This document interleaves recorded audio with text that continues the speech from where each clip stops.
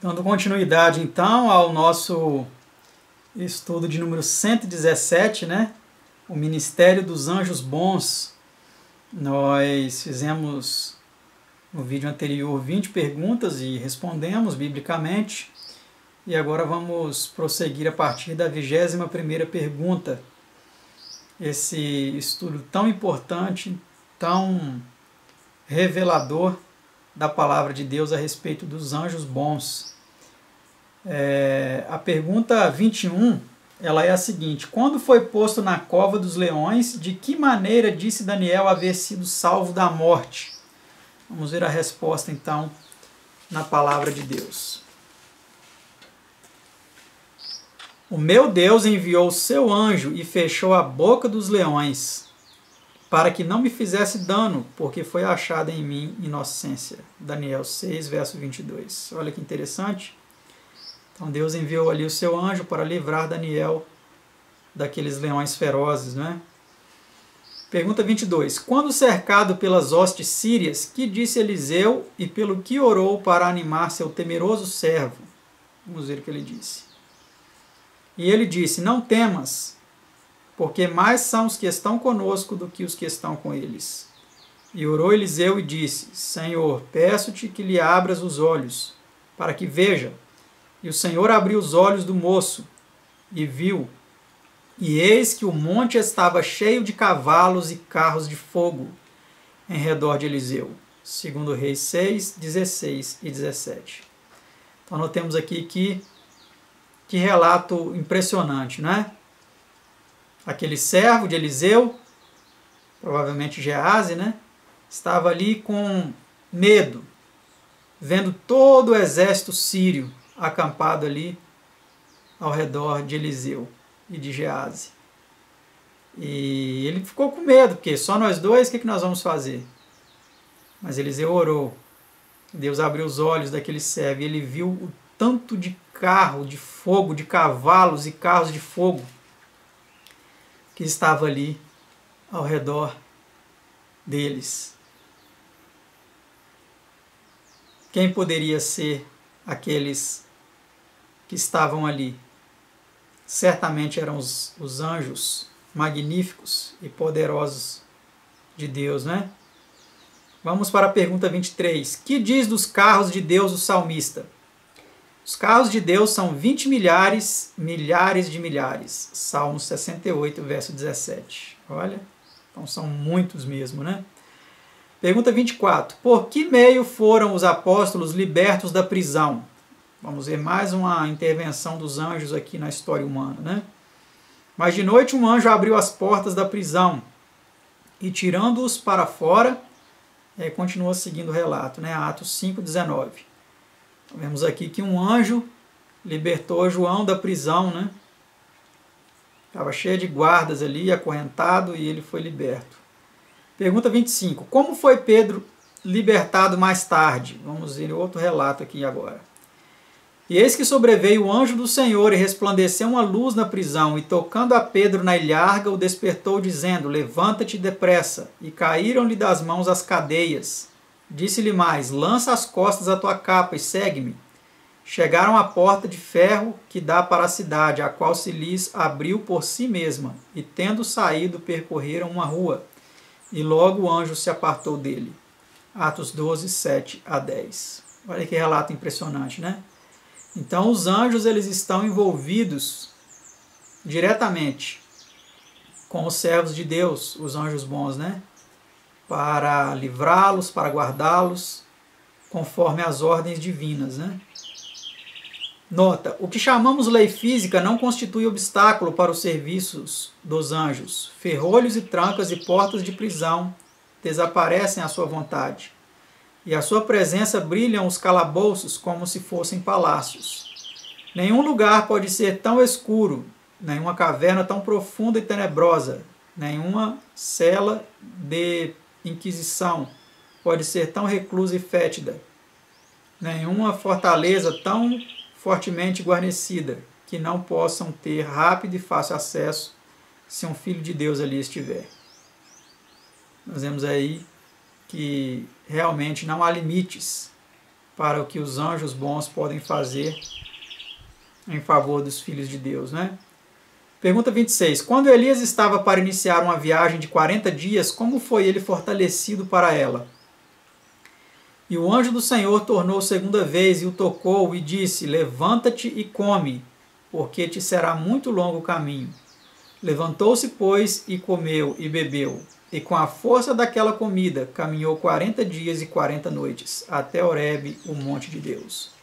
1 Reis 19, 7 e 8.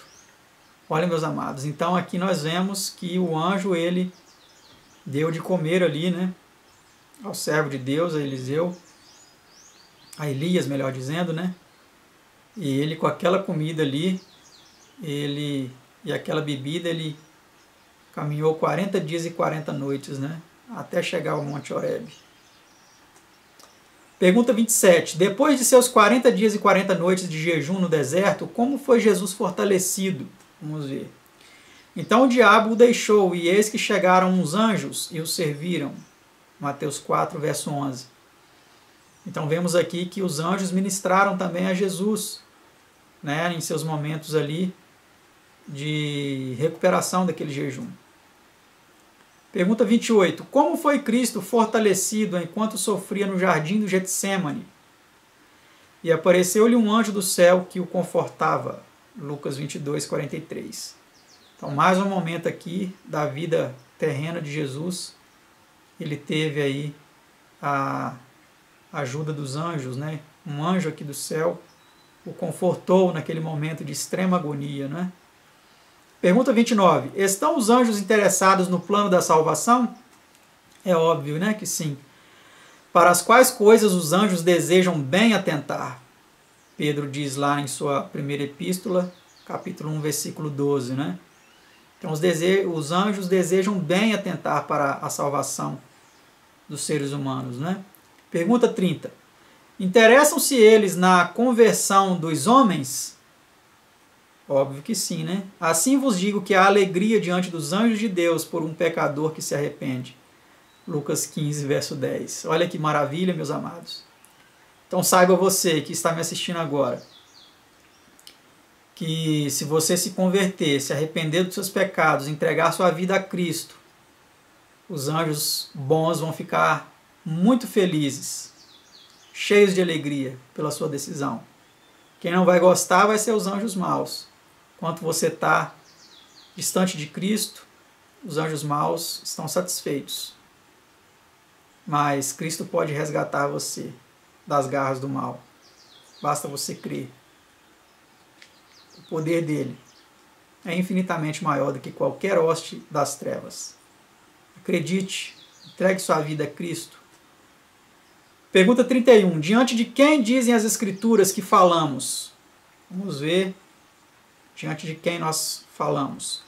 Melhor é que não votes do que votares e não cumprires. Não consintas que a tua boca faça pecar a tua carne, nem digas diante do anjo que foi erro. Por que razão se iraria Deus contra a tua voz e destruiria a obra das tuas mãos? Eclesiastes 5, 5 e 6. Então, se você prometer alguma coisa para Deus, se você fizer algum voto, é melhor você cumprir. Porque o anjo ele está ouvindo, ele está registrando tudo que você fala com a tua boca. Se você pronunciar algum voto, alguma promessa e não cumprir, a ira de Deus virá. Pergunta 32. De que devem os homens dar conta no juízo? Mas eu vos digo que de toda a palavra ociosa que os homens disserem, hão de dar conta no dia do juízo. Mateus 12, 36. Ver também Eclesiastes 12, 13 e 14. Então, muito cuidado com as palavras que você diz, que você pronuncia. Muito cuidado com o que sai da sua boca. Com as piadinhas, com os escárnios. Muito cuidado. Nós nos defrontaremos com todas essas palavras no dia do juízo, porque todas elas estão sendo registradas. Pergunta 33. Pelo que serão eles julgados? Vamos ver. E vi os mortos grandes e pequenos que estavam diante de Deus, e abriram-se os livros, e abriu-se outro livro, que é o da vida, e os mortos foram julgados pelas coisas que estavam escritas nos livros, segundo as suas obras. Apocalipse 20, versículo 2. Então nós vemos aqui claramente que nós seremos julgados pelas nossas obras. Tudo está sendo registrado, escrito nos livros. E nós seremos julgados por todas as nossas obras. Nós somos salvos pela graça, mediante a fé, mas seremos julgados pelas obras. Pergunta 34. Que mostra que os atos dos homens são registrados? Vamos ver o que mostra que esses atos estão sendo registrados. E o Senhor atenta e ouve, e há um memorial escrito diante dele, para os que temem ao Senhor e para os que se lembraram do seu nome. Malaquias 3, verso 16. Vê também Isaías 65, 6 e Jeremias 2, 22. Então existe um memorial escrito diante de Deus, para os que temem ao Senhor e para os que se lembram do seu nome. Tudo está sendo registrado. Tá certo? Pergunta 35. Quantos anjos servem a Deus no juízo? Um rio de fogo, uma nave saía de diante dele. Milhares de milhares o serviam e milhões de milhões assistiam diante dele. Assentou-se o juízo e abriram-se os livros. Daniel 7, verso 10. Visto que os anjos são espíritos ministradores e nossa vida está-lhes desvendada, é razoável admitir que façam registro de nossa vida. Assim, quando os livros forem examinados, eles necessariamente estarão presentes para servir a Deus. Vão ser testemunhas, né? Porque eles estão registrando, eles estão subindo e descendo, como Jacó viu na escadaria, né? Eles estão ministrando aos seres humanos, eles estão protegendo os seres humanos, porque nós vimos que eles se acampam ao redor dos que o temem e os livram, né? E eles estão vendo as atitudes dos ímpios nessa terra. E as muitas vezes que os ímpios atentam contra os servos de Deus. Então eles são testemunhas e tudo isso está sendo registrado. E no grande dia do julgamento, né? Milhares de milhares estarão ali servindo ao grande juiz. Milhões de milhões assistiam diante dele.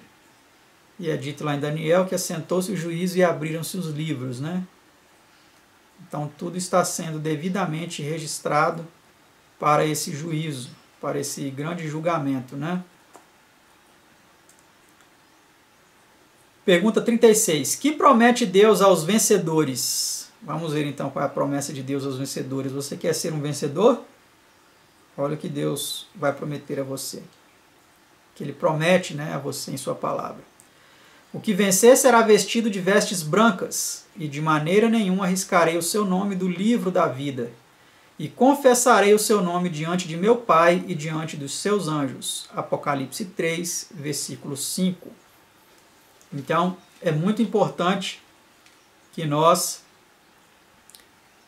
vençamos, né? Cristo disse certa vez que no mundo a gente teria aflição, mas precisaríamos ter bom ânimo, porque Ele venceu o mundo. E em Cristo nós somos mais que vencedores. O apóstolo Paulo diz que tudo posso naquele que me fortalece. Então, se nós tomarmos essas palavras para nós e lutarmos para vencer com Cristo, deixando que Cristo habite em nós e viva em nós, para que não seja nós que vençamos, mas Cristo em nós, então nós teremos o nosso nome confessado diante do Pai e dos anjos e receberemos a recompensa, né? Seremos vestidos de vestes brancas e o nosso nome não vai ser riscado do livro da vida. Pergunta 37. Que proteção providenciou Deus para o seu povo durante as 7 últimas pragas? Vamos ver o que Ele providenciou para o seu povo nesse período tão terrível da história humana. Nenhum mal te sucederá, nem praga alguma chegará à tua tenda, porque aos seus anjos dará ordem a teu respeito, para te guardarem em todos os teus caminhos. Eles te sustentarão nas suas mãos, para que não tropeces com o teu pé em pedra. Salmos 91, 10 a 12.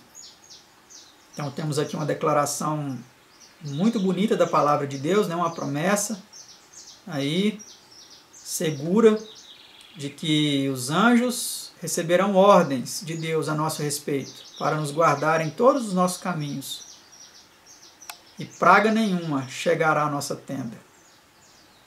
Pergunta 38 e penúltima. Quem estará com Cristo quando ele vier? E que farão? Porque o Filho do Homem virá na glória de seu Pai com os seus anjos. Olha que interessante. Então, Jesus ele virá na glória do Pai, né? O Pai virá junto, e também os santos anjos, os quais ajuntarão os seus escolhidos desde os quatro ventos, de uma a outra extremidade dos céus. Mateus 16, 27 e 24, 31. Então, quem estará com Cristo quando ele vier, né? O Pai e os santos anjos, né?